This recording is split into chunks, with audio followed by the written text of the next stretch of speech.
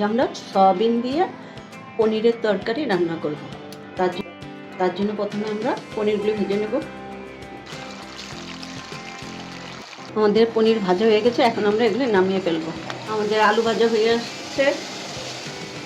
এখন আমরা এই এলাচি, দারচিনি, তেজপাতা, একটু জিরা দেব, হলুদ দেব, জল দেব, মরিচ দেব,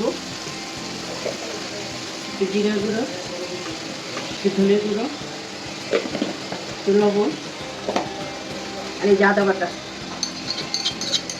সাথে একটু টক দেব।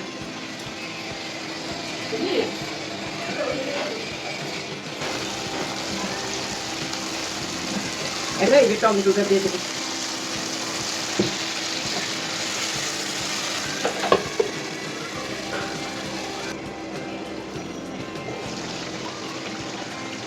এখন আমরা সয়াবিনটা দিয়ে দেবো।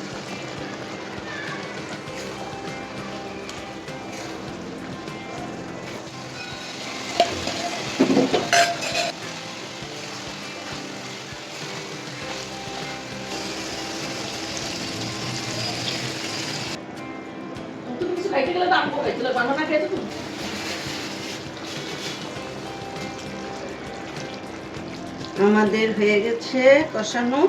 এখন আমরা এই যে পনিরগুলি দিয়ে দেবো।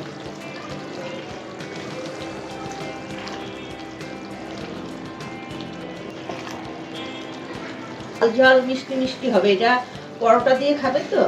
আর একটু চিনি লাগবে, এই যে সাথে একটু ঘি দেবো। আমাদের হয়ে গেছে